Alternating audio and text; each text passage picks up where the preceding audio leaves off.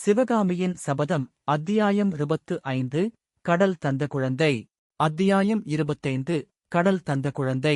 கடல் தந்த குழந்தை பல்லாயிரம் ஆண்டுகளுக்கு முன்னால் காஞ்சி ராஜ்யத்தின் புராதன ராஜவம்சம் சந்ததியில்லாமல் முடிவடைந்தது. மன்னன் இல்லாத மண்டலம் பாழாய்ப் போய்விடுமே. அரசன் இல்லாத நாட்டில் குடிகள் எல்லையற்ற துன்பங்களுக்கு உள்ளாவார்களே என்று தேசத்தின் பெரியோர்கள் ஏங்கினார்கள். அப்போது அருளாளரான ஒரு மகான் மக்களை பார்த்து, கவலை வேண்டாம், காஞ்சி ராஜ்யத்துக்கு ஒரு மன்னனை கடல் கொடுக்கும். இதை நான் கனவிலே கண்டேன் என்றார். அதுமுதல் அந்நாட்டில் கடற்கரையோரத்தில் காவல் போட்டு வைத்திருந்தார்கள். ஒருநாள் கடற்கரையோரமாக கப்பல் ஒன்று வந்தது. அது எந்த நாட்டுக் கப்பலோ எங்கிருந்து வந்ததோ தெரியாது. கரையில் இருந்தவர்கள் பார்த்துக் கொண்டிருக்கையிலே திடீரென்று கொடிய புயற்காற்று வீசுகிறது. ஊழிக்காலம் வந்துவிட்டதோ என்று தோற்றும்படி கடல் கொந்தளிக்கிறது. கரையோரமாக வந்த கப்பல் அப்படியும் இப்படியுமாக ஆடுகிறது. கப்பலின் கொடி மரங்கள் சின்னாபின்னமாகின்றன. என்ன பயங்கரம்! தயிரைக் கடையும் மத்தைப் போலக் கப்பல் சுழலுகிறதே. சுழன்று சுழன்று அட்டா, அதோ கவிழ்ந்து விட்டதே. புயற்காற்றின் கோரமான ஊளை சத்தத்துடன் கப்பலில் உள்ளோர் அழுகுரலும் கலக்கின்றதே. கப்பல் கவிழ்ந்து கடலுக்குள் முழுகிற்றோ இல்லையோ சொல்லி வைத்தாற்போல் காற்றும் நிற்கிறது. அதுவரை கரையிலே நின்று செயலற்றுப் பார்த்துக் கொண்டிருந்தவர்கள் இப்போது பரபரப்பு அடைகிறார்கள். படகுகளும் கட்டு மரங்களும் கடலில் விரைவாக தள்ளப்படுகின்றன. கப்பலில் இருந்தவர் யாராவது தெய்வாதீனமாக உயிருடன் கடலில் மிதந்தால் அவர்களைக் காப்பாற்றிக் கரை சேர்ப்பதற்காக படகுகளும் கட்டுமரங்களும் விரைந்து செல்லுகின்றன.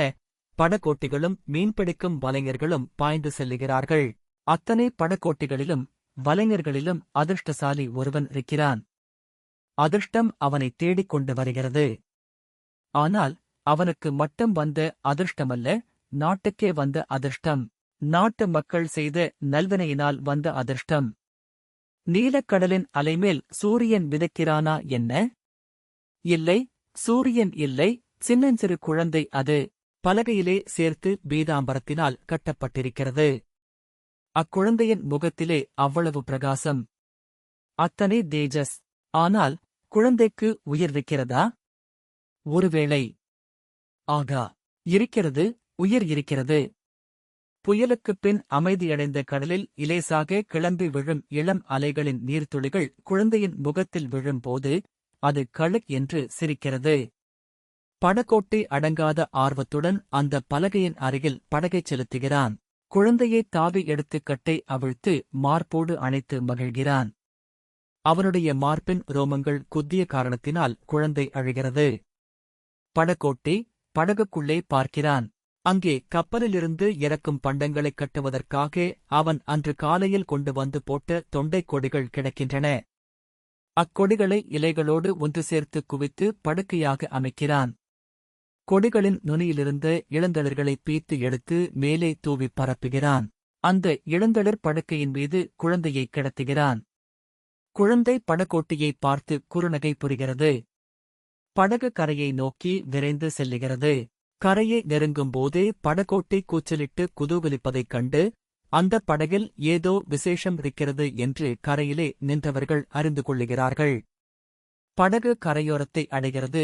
கரையில் நின்ற ஜனங்கள் திரண்டு வந்து படகைச் சூழ்கிறார்கள். தீர்க்க தரிசனம் கூறிய மகானம் வருகிறார்.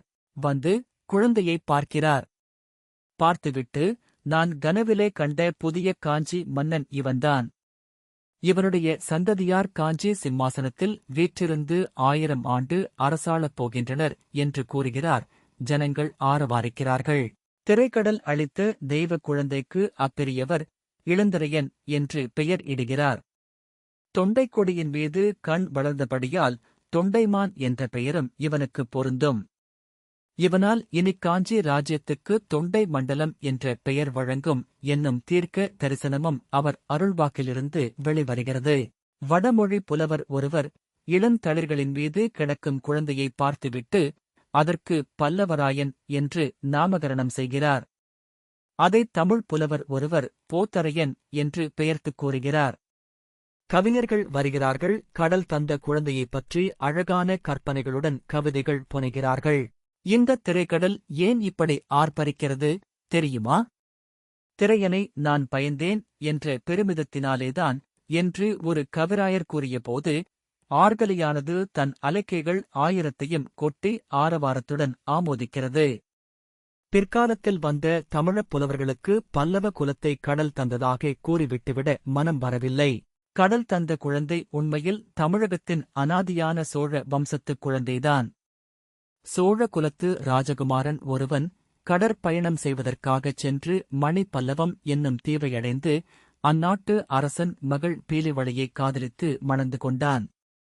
அவர்களுக்கு ஒரு குழந்தையும் பிறந்தது. அந்த அரசிளங்குமரன் தன் மனைவியோடும் குழந்தையோடும் தாய்நாட்டுக்கு திரும்பி வந்தபோது கப்பலுக்கு விபத்து நேர்ந்தது. விபத்தில் தப்பிப் பிழைத்து வந்த குழந்தைதான் பல்லவ குலத்தை தோற்றுவித்த தொண்டைமான் இளந்திரையன் என்று கற்பனை செய்து கூறுகிறார்கள். வடமொழி புலவர்களோ பாண்டவர்களின் குருவாகிய துரோணருடைய புதல்வர் அசுவத்தாமாவின் வழிவந்தவர்கள் பல்லவர்கள் என்று கூறி அதற்கு ஒரு கதை சிருஷ்டிக்கிறார்கள். கடைசியாக சமீப காலத்தில் இந்திய சரித்திர ஆராய்ச்சியில் ஈடுபட்ட ஐரோப்பிய புலவர்கள் பல்லவர்களை தந்த பெருமையை தென்னிந்தியாவுக்கோ வட இந்தியாவுக்கோ தருவதற்கு விருப்பமில்லாதவர்களாய் இந்தியாவுக்கு வடமேற்கிலிருந்து வந்த அந்நியர்களாகிய சகர்தான் காஞ்சிபுரத்தை தேடி வந்து பல்லவர்கள் ஆனார்கள் என்று எழுதி அதை புத்தகங்களிலும் அச்சு போட்டார்கள். நம் பழம் புலவர்களின் கதைகளையெல்லாம் கற்பனை என்று தள்ளிய நம்மவர்களோ வேற்படி நவீன ஐரோப்பிய புலவர்களின் வாக்கை வேதவாக்காக ஒப்புக்கொண்டு பல்லவர்கள் அந்நியர்களே என்று சத்தியம் செய்தார்கள். தமிழகத்துக்கு பல வகையிலும் பெருமை தந்த காஞ்சி பல்லவர்களை அந்நியர்கள் என்று சொல்லுவதைப் போன்ற கட்டுக்கதை உலக சரித்திரத்தில் வேறு கிடையாது என்றே சொல்லலாம். பல்லவ குலத்தின் உற்பத்தியைப் பற்றிய மேற்கூறிய வரலாறுகளில் எவ்வளவு வரையில் உண்மை, எவ்வளவு தூரம் கற்பனை என்பதை இந்நாளில் நாம் நிச்சயித்துச் சொல்வதற்கில்லை. அந்த நாளில் அந்த குலத்தில் பிறந்தவர்களுக்குக் கூட அதன் உண்மை நன்றாகத் தெரிந்திருக்கவில்லை. ஆனால் ஒன்று நிச்சயமாய் தெரிந்திருந்தது. அதாவது பல்லவ குலத்தில் தோன்றியவர்களுக்கெல்லாம் கடற்பிரயாணத்தில் ஆசை அபரிமிதமாயிருந்தது. அந்த ஆசை அவர்களுடைய இரத்தத்தோடு ஒன்றிப் போயிருந்தது. கீழ்த்திசையில் கடல்களுக்கப்பால் இருந்த எத்தனையோ தீபாந்தரங்களில் பல்லவர்களின் ஆதி பூர்வீக ரிஷபக் கொடியும் பிற்காலத்து சிங்கக் கொடியும் கம்பீரமாக பறந்தன.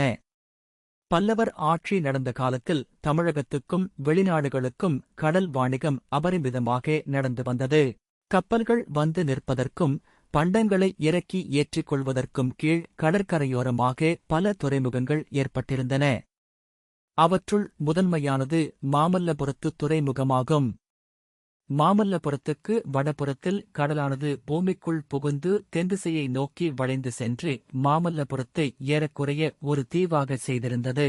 இவ்விதம் காஞ்சி நகருக்கு அருகில் ஏற்பட்டிருந்த இயற்கை துறைமுகமானது ஏக காலத்தில் நூற்றுக்கணக்கான கப்பல்கள் வந்து நிற்பதற்கும் பண்டங்களை ஏற்றுவதற்கும் இறக்குவதற்கும் வெகு வசதியாக அமைந்திருந்தது. மகேந்திரர் காலத்துக்கு முன்னால் அத்துறைமுக தீவில் பெரும்பாலும் வர்த்தகர்களின் பண்டக சாலைகளும் சுங்க மண்டபங்களும் மட்டுமே இருந்தன. படகோட்டிகளும் மீன் வலைஞருந்தான் அங்கே அதிகமாக வாசம் செய்து வந்தார்கள். மகேந்திர பல்லவர் அங்கே பல அரசாங்க அதிகாரிகளையும் சிற்பிகளையும் குடியேற்றினார். அரச குடும்பத்தினர் தங்குவதற்கு அழகிய கடற்கரை அரண்மனையைக் கட்டி வைத்தார். அத்துறைமுகத்தில் சிற்ப வேலை தொடங்குவதற்கு காரணமாயிருந்த தமது செல்வ புதல்வரின் பட்டப் பெயரையும் அப்புதிய பட்டினத்துக்கு அளித்தார். முதலில் அத்துறைமுகத்தில் சிற்ப வேலைகள் தொடங்க வேண்டும் என்று தந்தையும் குமாரரும் சேர்ந்து எந்த இடத்தில் தீர்மானித்தார்களோ அதே இடத்தில் சென்ற அத்தியாயங்களில் கூறிய சம்பவங்கள் நடந்த தினத்துக்கு மறுநாள் பிற்பகலில் சக்கரவர்த்தியும் மாமல்லரும் நின்று கொண்டிருந்தார்கள். தொடர்ந்து பார்ப்போம். சிவகாமியின் சபதம்.